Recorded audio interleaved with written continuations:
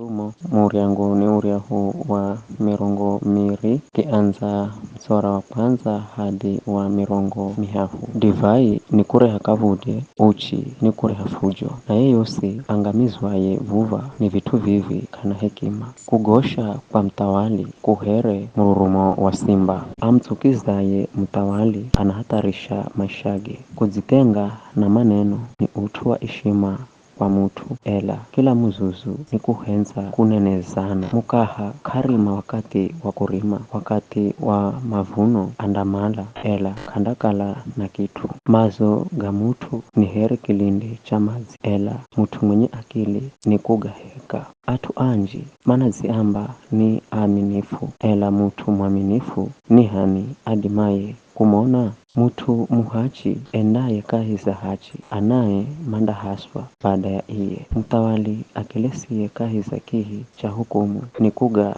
heheta maigosi pa matsoge. Ni hani adimaye kwamba ni zatsusa moyo wangu, tambisa ngusosi sizatsuka. Mizani sirizo kazi karakara, na vipimo firijo kavi karakara. Josi vivi ni tukizo kwa Bwana. Hata mhoho kiza anamanyikana kwa mahendoge, kala jo ahendajo ni safi na karakara. Sikiro risikiraro na zito reonaro josiviri jaumbwa ni Bwana. Usihenze utsinzizi size ukakala mukia, gunula matsogo nawe undakala na chakurya cha kutosha. Muguli analalama anamba si vidzo visho si karakara kamare, ela akiuka haho anadzilika. Kuna dhahabu na mawe manji gabei, ela kitu cha thamani zaidi ni maneno ga marifa. Mutu akidhamini mjeni bwira nguoye, ibwira yunguo here dhamana paye mjeni. Chakurya kipatikanacho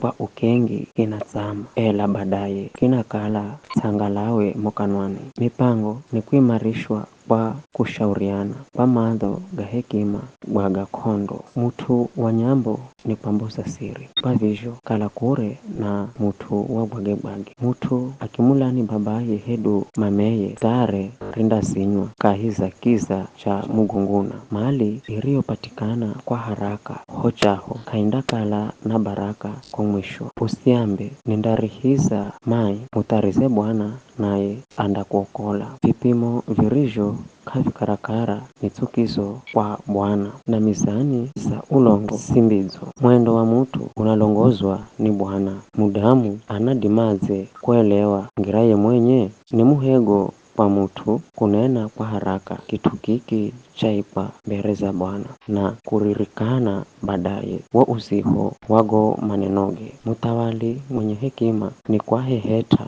atu atiriri na kurikiza gurudumu ra kukamulira zulu zao. Roho ya mudamu ni taa ra Bwana, riro ni kuchunguza gosi garigo ndani za mutu. Mahenzo ga uaminifu ni kumurinda mutawali. Kihiche cha enzi ni kuimarishwa ni mahenzo. Nguma ya vijana ni nguvu zao, uzo wa atumia ni nyuwi. Mapigo gahendago maranga ni kusamai, taha sinasafisha hata kondani kwenye